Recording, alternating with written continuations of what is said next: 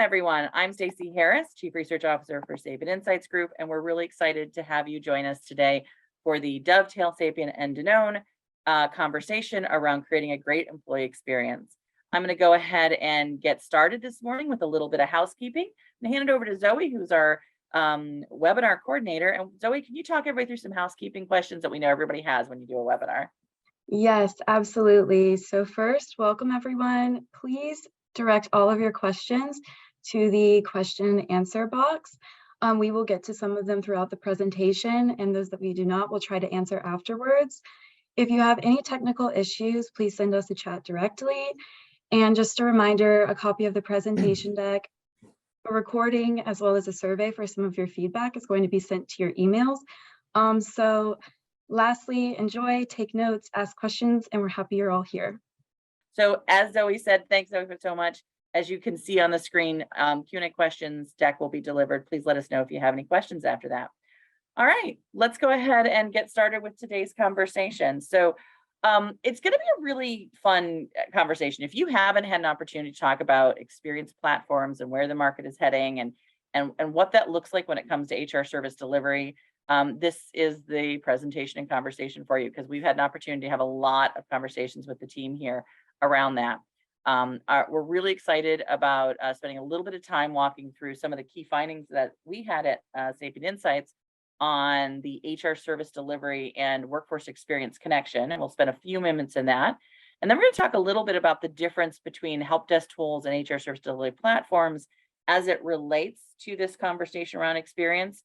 And then Crystal and Kelly are going to spend some time with us answering some questions around how the project that Crystal did around building an experience for her organization really played out, and what kind of things worked well, what things didn't work well, what things we want to be able to share with the audience around how they might be able to take this information and leverage it in their own experience, conversations, and strategies going forward. So we're really excited about where we're heading with this. All right, let's talk a little bit about who's on the panel today.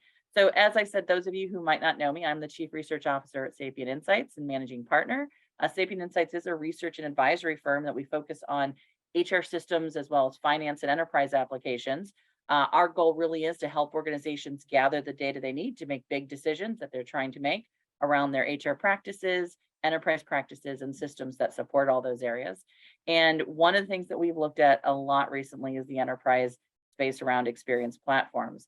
We also run a big annual survey. Many of you know us from that. That survey is where you're going to see some of the data that comes from here. If you have any questions about the data I'll be talking about today, feel free to just ping us, and we'll make sure you get access to our key findings, which was released just last month, and to our big annual report that will be released in a few weeks. So we're really excited about sharing this on an annual basis with the market.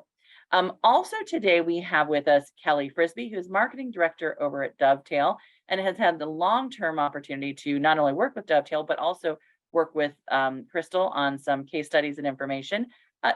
Kelly, can you maybe just say hello to everyone and give a little bit more about your background before joining Dovetail?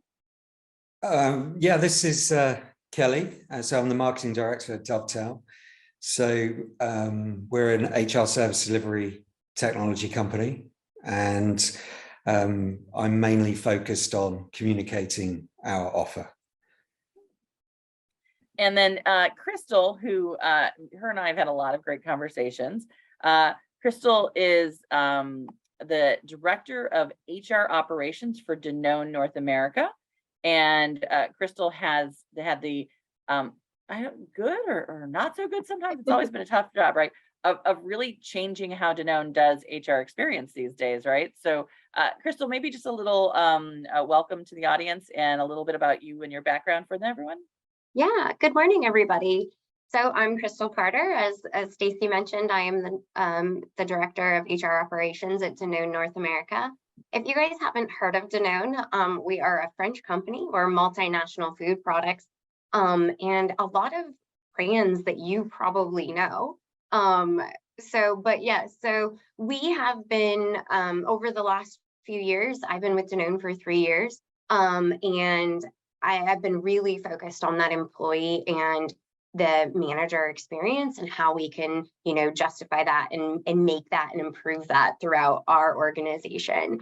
I come from a background of service delivery. I've actually worked in a shared services type of space for the last 15 years, and really have used a lot of different tools and platforms. And I'm really excited to kind of share the work that I've done with the Dovetail team and how it's impacted Danone. Perfect. This is gonna be such a fun conversation because when I was first talking to Crystal and Kelly about the work they had done together, there were more tidbits about sort of how things had changed and what tools were actually working and how you were actually changing the way HR did work, that I was like, oh, this is really cool. We're gonna get into some nitty-gritty conversation. So if you're looking for a place where someone's gonna talk about the details, this is definitely gonna be the conversation today. But before we dive into all the great stuff that Crystal had done and the conversation around the work that Kelly does with Dovetail, I wanted to sort of open the conversation up a little bit with what's happening in the employee experience area. And the first thing you have to understand is that employee experience is not just about a single platform, although there are a lot of solutions out there in the market that are trying to create this sort of big platform conversation. What we're finding in our data, at least in our research, is that the employee experience and all the outcomes that you're trying to achieve from it, because it does come down to outcomes both for the employee and the end user and the business organization. All those outcomes are driven by your entire HR technology ecosystem. So everything from your core HRMS to your benefits applications to your communication tools within the organization to your time and attendance and talent management solutions, even the analytics solutions, which you may not think are directly impacting employees because maybe they're not seeing reporting every day. The process that goes through sort of getting that up to an executive level, sharing that with managers within the organization, and how that data is interpreted, then eventually has an impact on the employee, because how that data is used is going to be the next step that's most critical. So from what we're seeing in the market, this is a much broader conversation than any one single application. And more importantly, is it comes really a difficult conversation that many organizations, I think, are struggling with, because the employee experience maybe that we thought was important 5 years ago, even 2 or 3 years ago, has changed right now because of what's happened with the COVID crisis, because of the fact that we now have hybrid workforces, because there's a large portion of our workforce that is maybe working in different locations. We're really focusing on trying to make sure people are feeling like they belong. So there's a diversity, equity, inclusion component to the conversation. All of those things go into employee experience, which I think previously it was much more of a conversation just about the life cycle or about the look and feel of the technology. And so we're going to cover all of that today.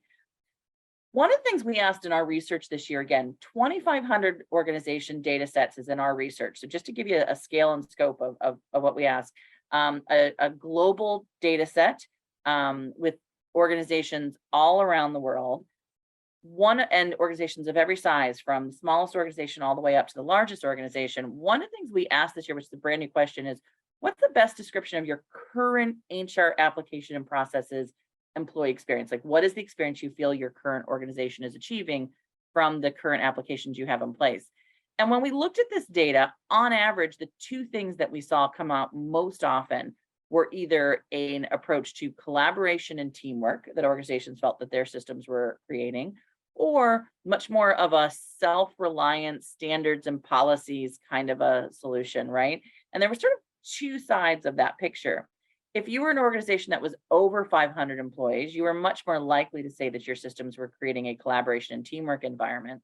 If you were an organization under 500 employees, you were much more likely to be focused on things. I mean, there's still collaboration there, but you were also seeing a lot more focus on standards and policies, manager-led, self-reliance. And you also saw more innovation in the conversation and flexibility in the work environment. The other thing that you'll note is that we had a pretty large population that said that there was all of our options that we gave them, whether it was manager-led or diversity and belonging or innovation flexibility, none of that fit. They said that they had others. We got these comments like, we have an environment of chaos, a confusing maze of disjointed, nil. I love the nil one. I was like, that's just someone who's just very succinct about what they think our experience is. My favorite one by far, though, was the culture of optionality. What is a culture of optionality? And Crystal, I'm going to ask you about that when we get to our case study, because I think a culture of optionality just says so many things in a lot of different ways. But really, the big thing is that I think the market is saying, we don't know, there was no one particular thing that we were saying was our experience that our systems are creating today. And in many cases, they aren't always achieving the things that we want them to. There's a difference between what we think they're achieving and what we want them to achieve. So the other thing that we started to look at is, so how are organizations sort of defining this experience market, right? And what we saw pretty clearly was that there was really, it wasn't, I got this great question. I'm in Chicago this week, where we're having conversations with a lot of customers and clients and organizations who were talking about experience platforms. And one of them asked us if we had mapped out all the touch points for an employee in every process area. It's like, well, we haven't, but I'm not exactly sure that's how people are creating their employee experience process anyways, because I think every employee has a different experience. And every role within the organization has different experiences. And what we're seeing more of the organizations have a conversation about is not all the touch points, but much more is whether or not they want to have a relationship through their service delivery model that is either high touch or low touch for certain roles in the organization, and whether they want that experience to be more collaborative, like we saw on the previous slide, where a lot of organizations' current systems are, or whether we need that experience to be more self-reliant because we need more automation, or we need more opportunities for people to be able to get the information on their own. And what we're finding is that organizations are kind of creating across the roles in their organizations, they're kind of picking and choosing which of these sort of levels they want to balance inside their experience platform area. And once they have figured out what that looks like, the kind of levels they want of high touch, low touch, collaboration, or self-reliance, then they can start looking at the applications like their learning platforms or their HRISs or their help desk solutions, figuring out which of those tools will give them the best outcome that they're trying to achieve. And then ultimately the goal is to create a experience that rolls into relationships with your employees and managers, and the journeys. You'll hear a lot about these journeys. We'll talk a little bit about that as we're getting into the questions. But if you're creating a journey conversation, that's the employee's view of what your HR service delivery model is really.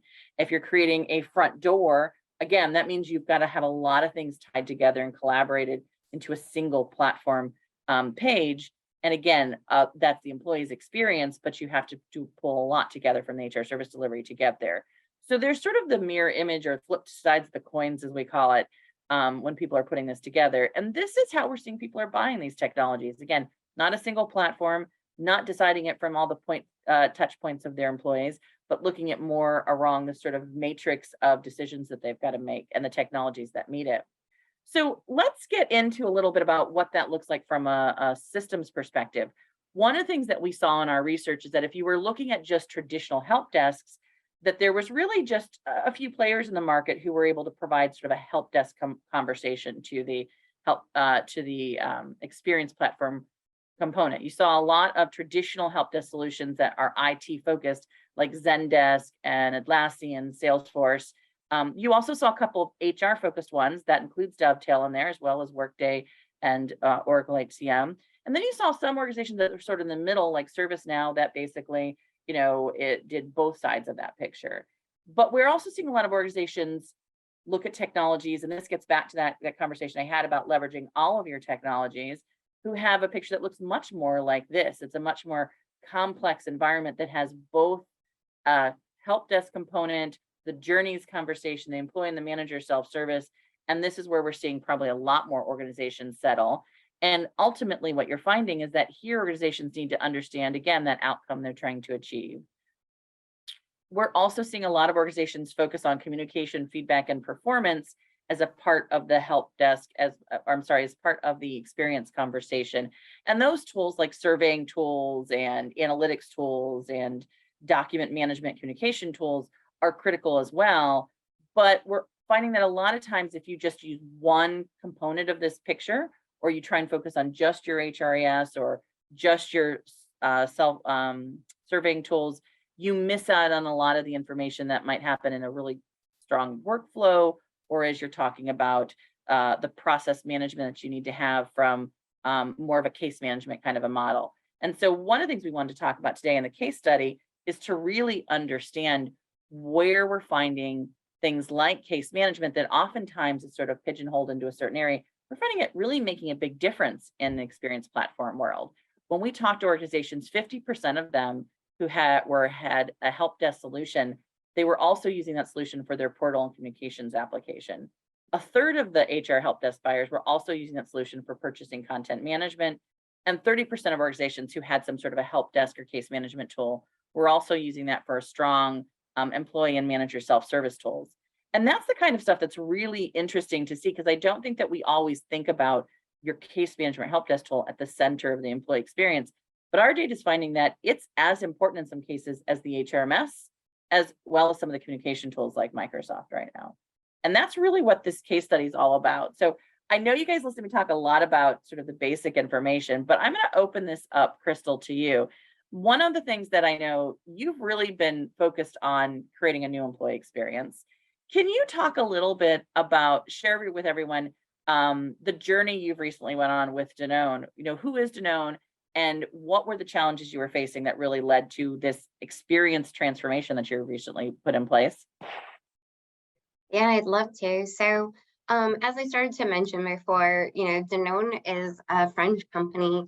We're a CPG company and have a lot of brands that you probably know, like Stoke Coffee and Oikos and Light and Fit and Silk and Horizon. So many things that you guys are hopefully using every day. And what my job was here is we went under an initiative that wanted to really expand our approach and make it a more end-to-end service platform. So as Stacy mentioned, we really wanted to focus on really improving that employee experience. And we wanted to be able to make it a dynamic, like one-stop shop for HR information, really allowing employees to utilize that self-service opportunity and find consistent answers to their questions, make sure we had a place where we had all of the up-to-date materials. And then if they couldn't find what they were looking for, we wanted to be able to have a platform to where they could ask their questions, and those questions would go to the subject matter expert that was there to help and assist. And one of our other really big goals was to reduce the administrative burden and take on these non-value added activities with our higher level HR professionals and kind of move it into an organization where we could specialize that and allow them to work on more strategic items and where their focus really should be.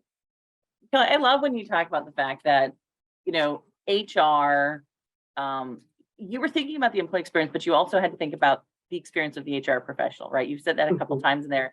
And I think oftentimes it's not that we forget, but it's just that we're so used to thinking about everybody else in the organization, right? And one of the things that I know in our data set is that we saw that organizations had lost on average about 30% of professionals in the HR roles who had 10 years or more tenure, right?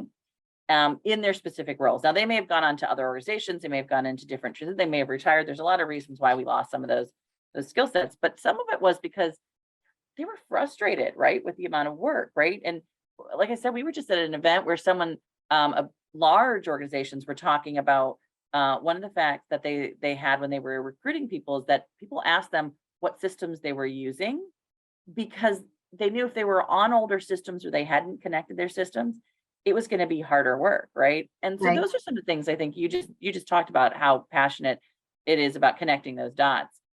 Kelly, you've worked with Crystal a little bit on the case study and the work that Dovetail has done in sort of creating a relationship with Danone to make sure she achieved her outcomes. You once mentioned to me she was a perfect customer. I don't hear that too often. Could you maybe just, because she just explained what they were trying to achieve, maybe you could give the audience a little bit of understanding of what makes a perfect customer, right? Well, I mean, apart from having a fantastic personality, which I know from talking to Crystal, doing interviews for case studies, but apart from that, Crystal, she really had a clear vision of where she wanted to go from the very first meeting that we had, from my understanding. And this really helped our joint teams to work together to deliver on that vision. So I think regarding the relationship, the sales, implementation and customer success teams have all got a really good understanding of HR service delivery and the kind of customer pain points as well. So I think that helped with the relationship, and they followed a project management methodology. So I think the combination of, this kind of professionalism from our side, but also working with somebody who basically knew where she was going, that really made things run smoothly. Thanks, Kelly. Oh, I'm so sorry. I wanted to just add on to that. I think that having everybody that we have partnered with at Dovetail really does understand what the vision that I'm trying to accomplish is. And because they're specializing in that within this HR space, it really has helped them. Like, we speak the same language. They understand what I'm trying to accomplish. And I think that's really helped our relationship as well. Using different platforms in the past, in my past experience, I've had different levels of success with a case management and knowledge management platform. And I was so excited to see how excited Dovetail was about their product and how they really care and listen to what my experience is so that they can make their product be that much better for me. So just wanted to add that on there. No, that was great, Crystal, because I was just going to say, so much of our research data basically shows that the vendor themselves, I mean, an individual software doesn't always make a big impact, right? Like a lot of the softwares do a lot of the same things. But what we have found makes a big difference is when the customer and the vendor really work well together. And a lot of that comes down to, I think, to some extent, the customer being open to where the vendor is at, and vice versa. Kelly, I loved what you said about the fact that Crystal had vision. You don't know how many times I've talked to organizations and we ask them, if you could do it all over again, what would you do? The number one thing we hear is, I wish I had had a better strategy or a better vision of what it was that I was trying to achieve. So I think, all of this is always a conversation about, how we get these pieces to fit together, right? And, one of the things, Crystal, that you and I had talked a lot about was that difference between, what was the HR service delivery, sort of project versus what was the experience before and the experience after. And I know you have a couple of slides here on the various project itself and the experience before and after. Can you maybe just walk us a little bit through the slide here, which is, I think, your project details. And I think this next slide gets into the before and after picture, because I think people need to understand sort of the details of what you guys went through, right? Yeah, I mean, it was a huge transformation. We completely are changing the way that employees are interacting with HR. In our previous model, employees were required to go to multiple systems and or people to find the answers to their HR questions. The information was extremely decentralized. We had multiple different tools that you had to kind of instinctually know where to go and find that information, which left for a lot of room for error, quite honestly. Things were hard to access. We didn't really encourage employee or manager self-service because we had our environment is very complex, right? We have both the US and Canada. We have multiple different locations that have different collective bargaining agreements that we needed to make sure that we were understanding. And so as a result, basically the way our previous model was set up was that anytime an employee had a question, they had to go to their HR business partner to ask that question and get the support that they needed. So it was our HR business partners, which are a higher level professional that, were having to answer these really day-to-day mundane questions that really could have been answered by by going to some sort of platform. We had an intranet that had some HR content on it. It wasn't super comprehensive or easy to navigate, and it often wasn't kept current because it was really difficult to manage that and work with the different platforms to get things up to date. Employees knew they really couldn't rely on that information, and so they didn't even really waste their time, and they would just go straight to a person. Yeah, so part of that was just that we just didn't have a way to really secure these materials because we have these different populations that have different information that we wanted to be able to share with them without causing confusion with other groups. And our internet just didn't allow for that. But thankfully, when we partnered with Dovetail and we moved into more of a tiered service delivery model, really setting up that self-service. So we used Dovetail's platform to create over 850 different knowledge articles where now employees and managers can go and get the answers to the questions that they need themselves. And because of the different persona capabilities within Dovetail, I'm able to really filter that information so that I can keep everything in one place, but I have securities that make sure that people are only seeing what they should be seeing. And then if they can't find the answers to their questions, they can open a case within Dovetail, and that has extremely changed the way that employees are interacting with us. We've only recently gone live, but we've definitely seen a huge people, our employees are loving the platform. It's so user-friendly and exciting. And then, as you mentioned earlier, Stacey, our HR professionals are also loving the platform. It's making their day-to-day job so much easier. Yeah, so. Well, and that's, I think you were just getting into where I was going to head to the next question, which was metrics, right? And what are the measures you're having to know that you had accomplished what you set out to accomplish? And one of the things you told me is about what they're accessing. I think you also had now, just so people know, this is not ESG as in environmental, social, or governance. This is ESG as an employee. This Employee is your Services Genie is what we have rebranded. You named it Genie, right? Yeah. So Employee Services Genie, these were some of the metrics that you had pulled here that we've got up on screen, correct? Right. And this is some of the stuff that your HR professionals would have had to do by hand previously, right?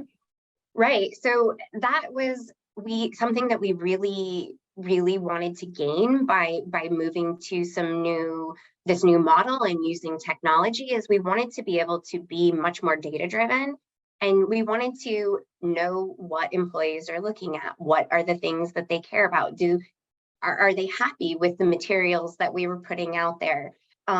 If they have a question, how quickly are they getting responded to? Are they happy with their answer that they're getting? And we didn't have any insight into any of that in our previous model, because everything was going through the employee, through the HR business partner, or through the specific center of excellence. And so it really didn't provide us as a leadership team the ability to see the big picture about where we really should be putting our resources and what's working and what's not.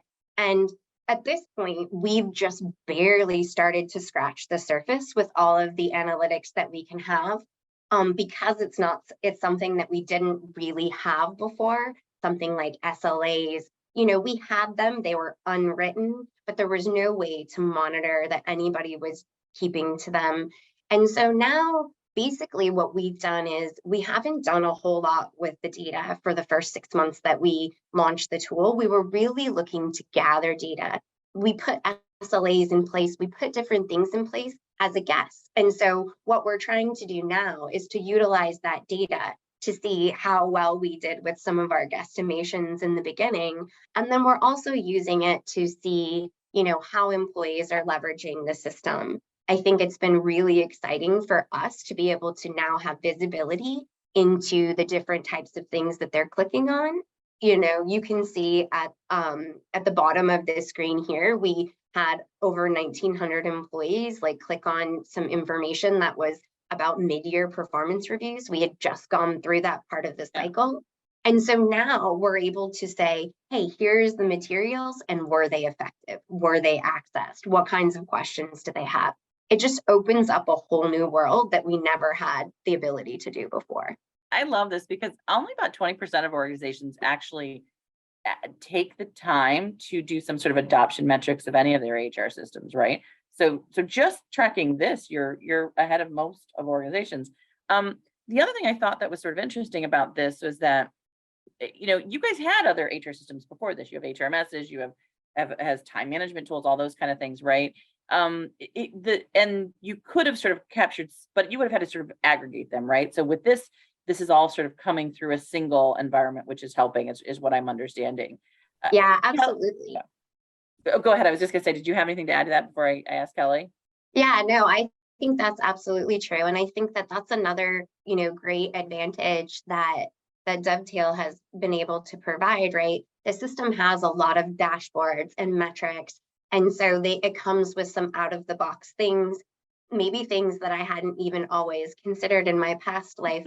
I think that it's exciting for me now because even though I had used previous case management and knowledge management tools, it had very limited reporting and dashboard capabilities. And so it's exciting now to be able to utilize this data, in a way that we can actually be more effective. Yeah, it's one of the top things we saw in the data sets this year is that organizations were 30% more likely this year to say that the lack of reporting was a big issue and a big reason why they gave low user experience and vendor stat scores to all HR applications this year. So reporting is key.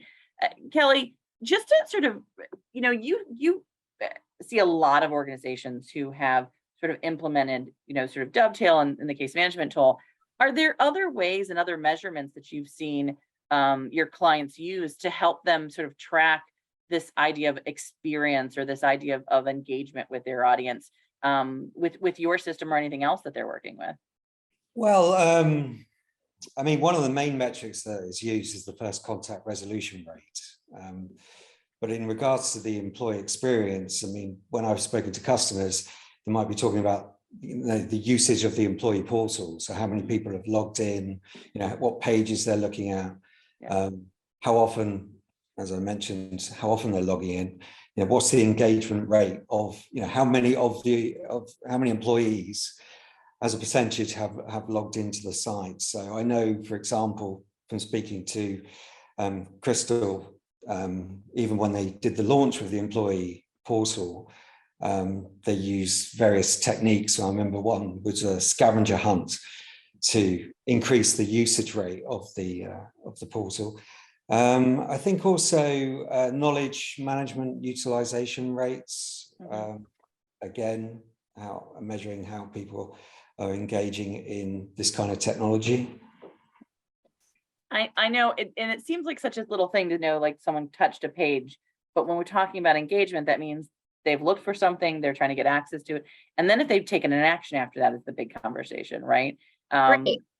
That's the way that I look at it, because before they didn't have the option to go touch a page. They had to really go talk, reach out to their HR business partner, wait for that person to get back to them to get that information.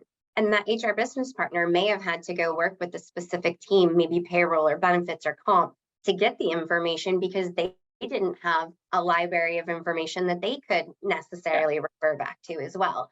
So I look at these as every time we get a hit, it's a win.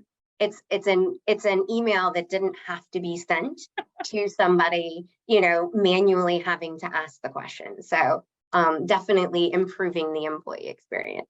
I love that. It's a win every time we get a touch. And I think you actually had some employee feedback here, right? Like, can you just talk a little bit about how you gathered this? Yeah, so when we launched to our employees, we actually decided to do several employee calls. So I hosted 4 different employee calls, kind of just talking about it. We worked with our Corp Comms team, of course. We did a lot of, different teasers. We were on town halls and, all hands and all of those things to kind of let people know we were coming. But then I actually just had a call where I opened up the lines for employees, invited them to come on, gave them an overview of the tool, and then gave them like a live demo. It was such an engaging experience. We got most of these comments either from those calls, from different emails that we've gotten back. We have had a huge adoption rate. People are so excited about the tool. And in most cases, like, there will always be a subset of people that don't want to go look for themselves.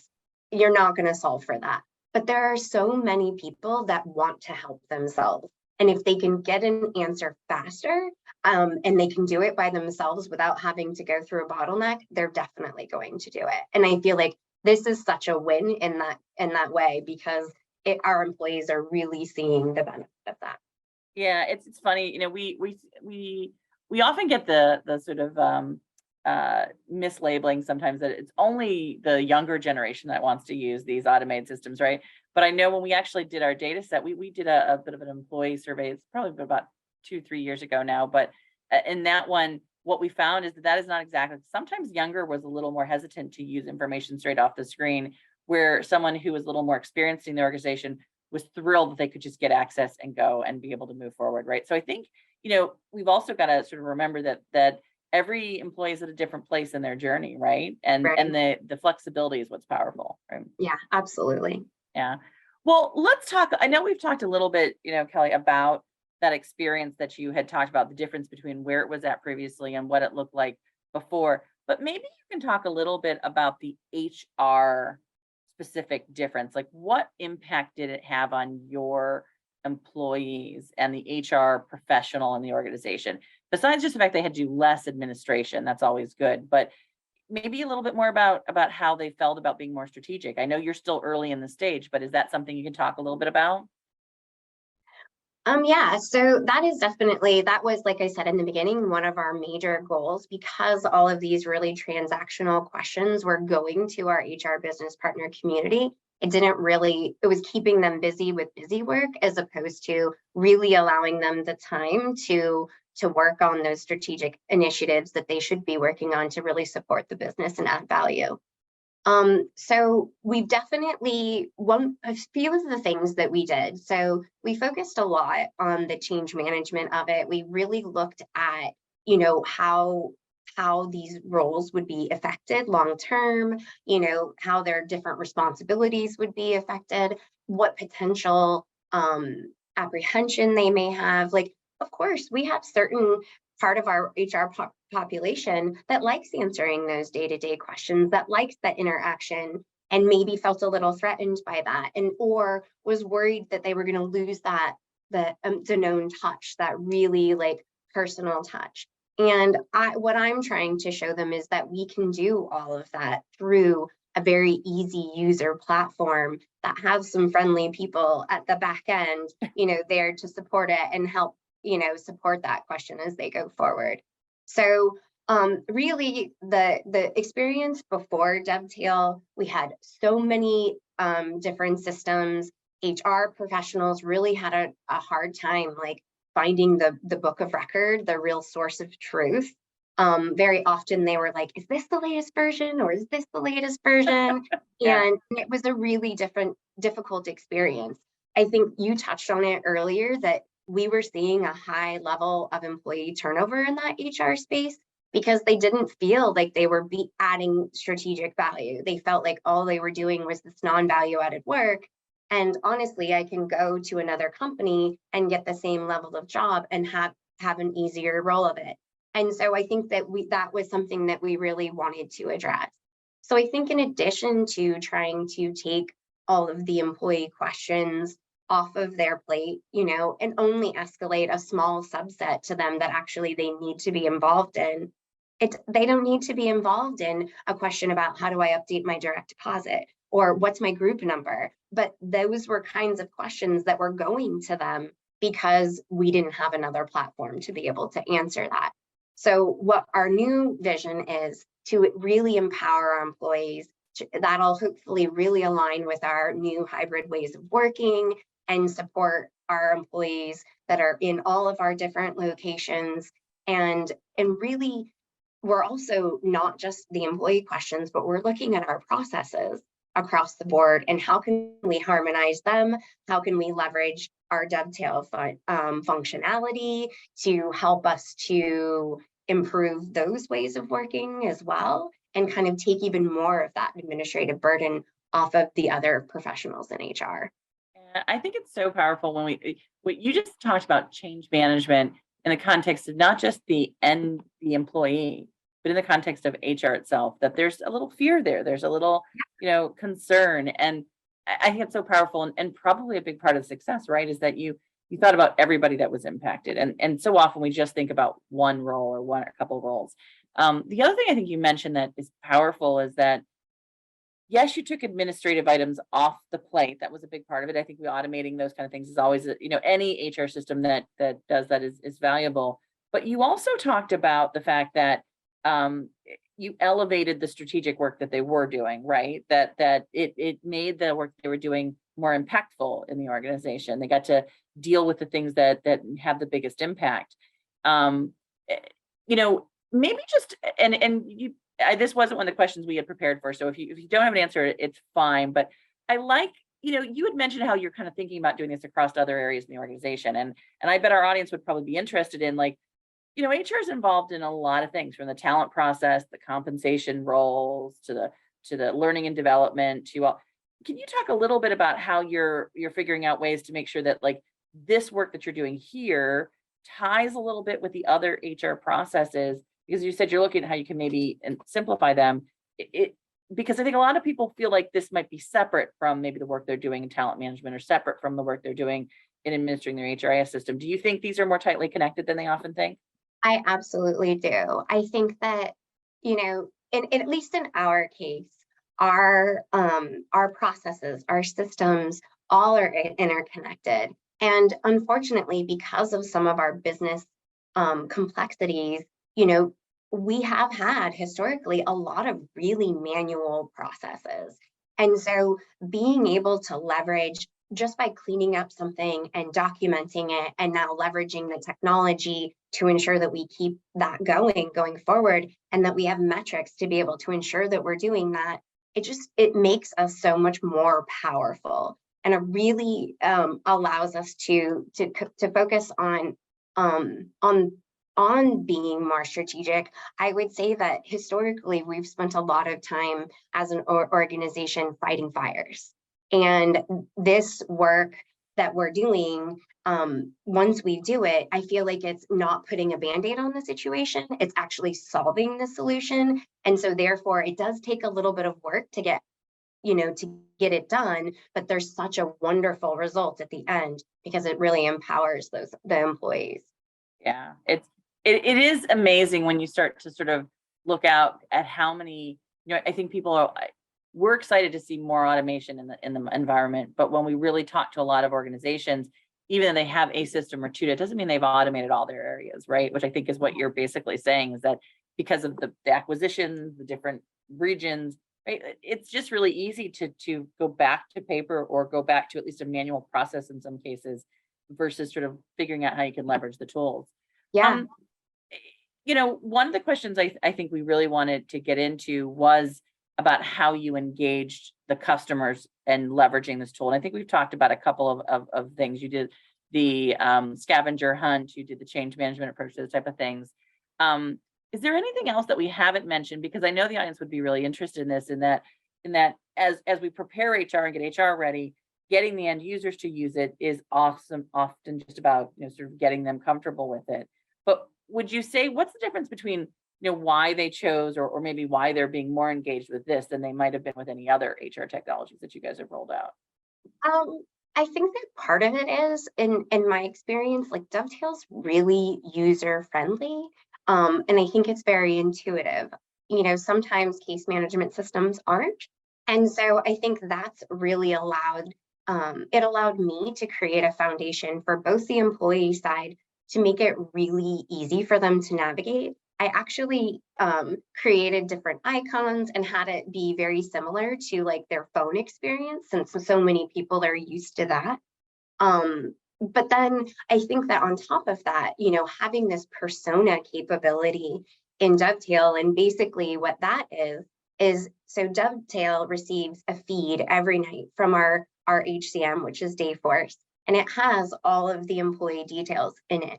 And so what that allows us to do is to be able to filter that information into different categories, which we've called personas. We have 12 different personas that we've created, and it's basically the difference between the US and Canada.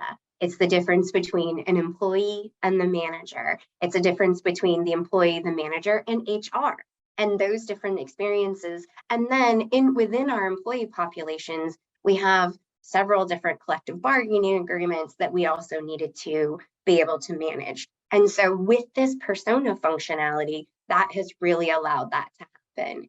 But going back to what you were saying as far as change management, I think it was really important. We met with all of the leadership. We went to all of their team meetings and really let them know, like, this is what we're trying to accomplish, and these are the benefits that we're going to get out of this. Really answered their questions and got their buy-in so that they could also be champions for our project. We did go to team meetings, town halls. We're also like proactively working with each of the centers of excellence. So like the benefits, payroll, compensation teams, et cetera. And we're looking to say, like, how can we make your jobs easier by leveraging the system? And so like they're becoming champions and getting really excited and driving employees to the system. And I think it's just all of those things is really, focusing back on how do we drive behavior to go there intrinsically so that they have to find something else. And then while they're there, oh yeah, there's all this other great information there too. So those were some things that we did.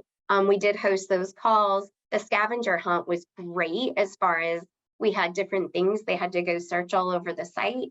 And like I said, we have over 800 different articles. So allowing them to kind of get used to navigating the site in a fun way and realize that it's not so scary, because people are afraid of change. And unfortunately, historically, we haven't been the best at rolling out new systems and making them user-friendly for our employees. And so I wanted to make sure that I went the extra mile to know that like they were front of mind when we created the system. I promised you guys that you would get the nitty gritty, and I hope you're realizing you're getting we're talking about how you integrated data and the actual practices you did. So hopefully everyone is taking notes rapidly, but remember this is recorded. Let's just, I know we have a couple people got some hands up, so I'm going to wrap up some of our questions that we had here with this. I want to ask, so Kelly, I'm going to ask you this first, and then I'll do a last question for Crystal. Is, Crystal's talked a lot about all that the Danone has done, and she's probably been a little humble about how much she's personally done. You sat through, I think, probably 3 or 4 interviews with you, done a couple case studies with her. Could you maybe share from your perspective, like, I know we talked about what it means to be a good customer, but what are some of the things that maybe Crystal hasn't mentioned just because she didn't realize that maybe it was some of the work she did, or that Danone maybe has done that you thought, wow, this is really powerful. People should be aware of how they've approached this. Well, the first thing that came to mind when I was thinking of this is really it's clear to me that Crystal was the main driving force behind the modernization of HR service delivery at Danone. That's my belief from talking to Crystal, and I know from that she had previous experience in this kind of area, but it's also clear that she's really passionate about delivering a first-rate employee experience for the employees at Danone. So I know we talked about the vision, and that might have already been discussed, but that clarity of vision and then having the practical skills to act upon that, because even though Dovetail was able to support her from our side, we need, it made it run a lot more smoothly with someone like Crystal who had that clarity. Well, I think, that point you just made about, sort of practical experience, right? Sometimes just being on the ground and doing it, just and the tool just being able to react to what we're trying to achieve, because what you had identified, Crystal, was a pretty strategic vision of the sort of low touch, but lots of information and the opportunity to collaborate when they wanted to. I mean, if you look at that diagram that I had showed, you had a pretty clear vision of where you wanted this to go and how it was going to help your HR function, but also how it would add value to the business. And I think a lot of people sort of think, you know, oftentimes doing things in a self-service way means like we're taking something away from people. You've turned this into we're adding value to people, right? Absolutely. And that's I think that historically, because I have worked in this type of environment before, people have this misconception that we're just a bunch of robots, that we don't care, that we're gonna just, I use this language a lot, we use canned responses. But just because they're like a canned response doesn't mean that there wasn't a lot of thought and emotion that went into it when we created it. We're using those as a starting point to ensure that we're giving consistent answers, that we're making sure that we're giving them other information that they may not know that they have. And so it doesn't have to take that personal side away from it. I think that really being able to improve the experience, employees won't necessarily mind if you make them do things self-service, if it's intuitive and they're able to find what they're looking for. If they go and they use this tool that isn't friendly, they're not going to adopt that model. And so those were the things that we really tried to focus on. And it really has, employees are ecstatic. They don't want to have to go bug a person. They're like, this has so much more information and I don't have to, I can access it at any time. So very exciting. I love that. Well, and you may have then just answered this, but I'll ask you the last question. Then we've got 3 questions from the audience here that I want to get to, which is, okay, hindsight's 2020. We all know that if we could do things over, there's always something we would do a little bit better. If you had to like go back and talk to yourself 2 years ago before you started on this project, would there be any advice you'd give yourself or the audience who's maybe starting on this journey? For sure. I would say, if I had a chance to do it over again, I would spend more time like getting executive buy-in, really helping them to understand not just the vision of what's going to change by using this different technology, but also spend probably more time with them kind of talking about how that was going to strategically change our ways of working, change the roles and responsibilities of the job. And so I think that was definitely something I would spend a little bit more time on. I think that now that we've put out the tool, we're kind of realizing that we need to go back in and do a little bit more of that work.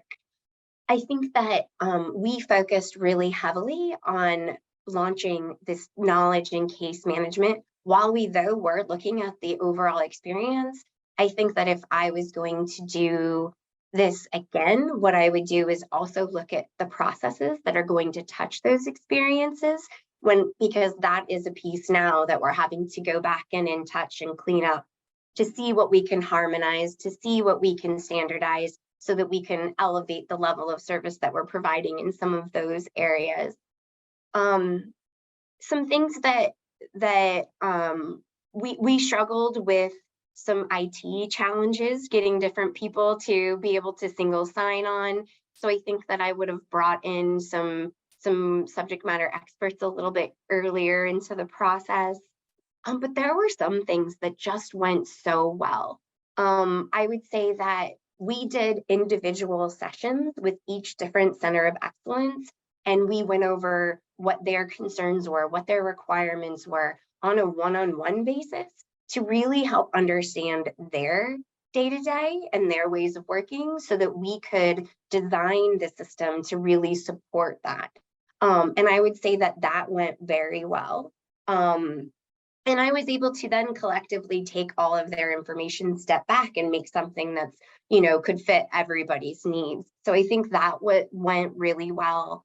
I think that, going forward, we are having our centers of excellence own all of that content. So that's something that's going really well. We did different things like a solution tracker that helped us kind of keep organized what was being created, what still needed to be created, what needed to be vetted by the Center of Excellence before we could actually publish it to our employees. I would say that went very well. So lots of opportunities there. I would say the biggest thing though is I would just probably spend a little bit more time with leadership and really getting them to understand what that would look like. Well, I think a couple things you'd mentioned there, just to make sure every solution tracker, that's awesome. The executive conversation, I think we've heard that a lot. But yeah, just some of the meetings, right? Those are real practical things. I think people can really invest in this. We had a couple of great conversations. I think you answered some of these, but I just want to see if there's any additionals we want to add to them. Jared asked which HCM systems are Danone using globally and how does Danone combine the data? You already said that, you do Dayforce. Dayforce feeds into this. Are there other feeds that you have in this, or do you pull data out of here to do a little bit more integration anywhere? Right now, our only feed is out of Dayforce. Dovetail does have capabilities to do other APIs to other systems. We're just really young in our maturity level at this point. And so those will be definitely things that we'll be looking at down the road. And Kelly, any add-ins to that of clients who are doing more integration of data as they've gotten more mature in the process, or is that something that's so individual it's hard to sort of get a handle on? Yeah, I mean, that might be better answered by my colleague online in the chat, to be honest, that kind of technical integration with customers at the moment. Gotcha. I was just going to say, if Kane's willing to open up the chat window just on audio, I'm more than happy. Kane, do you have a quick answer on that one for everyone in the audience? Oh, I think he's chatting it. Okay. We'll let Jarrett, we'll get back with you on some answers on that. All right, we're going to also, April asked, could you talk about how you get employees to adopt the self-service platforms? Her comment was, we recently rolled out an HR portal and have slow adoption thus far. And I think you mentioned a couple things, the scavenger hunt, the metrics. Anything else that you can think of that would be advice for April? I think that too, like having all of our ongoing HR communications, when they go out, making sure they're pointing people back to the resource. We've struggled with that, quite honestly. Like sometimes I'll see an HR corp comm go out and it'll be pointing something to somebody's OneDrive or to, and I'm like, no, people, right? We need to push people back to the platform. It's that reinforcement is definitely going to help. Some other things that we did, I forgot to mention. So because our HR business partners were our first line of defense, obviously employees didn't know magically that we had changed our ways of working. And so we also armed our HR business partners. We created templates for them to be able to respond back to an employee and say, very quickly, hey, actually your team, you can find this information on the employee services genie and they can open a case. And so really arming them with some tools as well to redirect employees back to that same to the same platform, and not just continue to do what you've always done and help them because you want to be seen as helpful. I love that. So sometimes it's reining our own selves in. That helps out. That is really great. Last question we had from David Grayson, which is more on the case management metric side. He's asking, what actions have you taken based on those data and driven metrics? I don't know if you've had a chance to yet, Crystal. I know I have an example from a previous case study that Dovetail told me. Have you guys taken any sort of action items yet that you can think of? A whole lot. Quite honestly, I've been a little distracted with some other things that have been happening in my world, and so I haven't had the opportunity. But I'm definitely planning on diving in. I have had the ability to use some metrics to make some of those decisions before, and so looking forward to kind of jumping in and seeing how effective I can be at that. Yeah, I know one example that Kelly and Kane had shared with me early on, right after the COVID crisis, was that they had been able to gather on an ongoing basis the metrics around not just people calling in questions about COVID, but where they were at and what challenges they were having. And so they were able to give some picture of the percentage of employees in the organization who were struggling with COVID or who were out of the office. And so I think we're starting to see that organizations are realizing that case management tools are more than just I'm going to have an answer for you, but that the data can actually give you a picture as to where your organization is struggling. And then you could quickly and rapidly respond to that with some open. And so in that particular case, I think they were able to roll out some very specific pointed COVID pandemic support tools that were needed in certain regions in certain areas.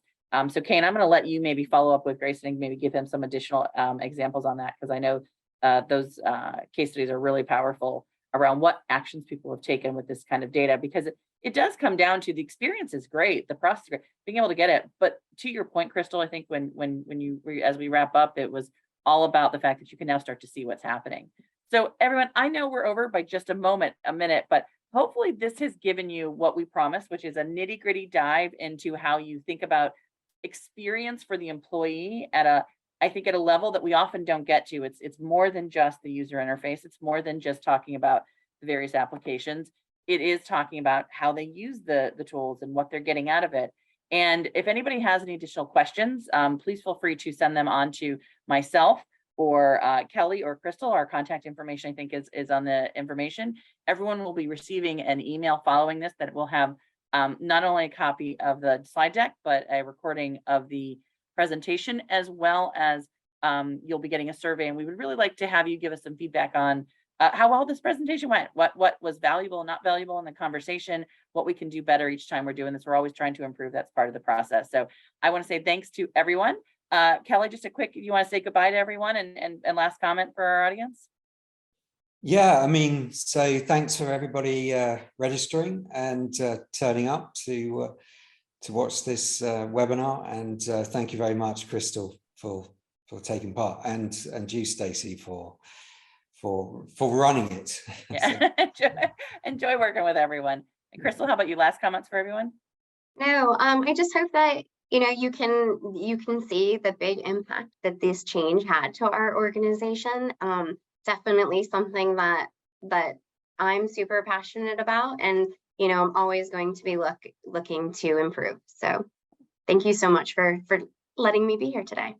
Thanks, everyone. It's such a pleasure to have you all here. Have any questions, feel free to contact us at Sapient Insights. We'll make sure any questions you have get on to the Dovetail team as well. And everyone have a good afternoon, and hopefully the continued education around the experience platform will be adding to this big pile of conversation today. So thanks, everyone. Bye. Thank you.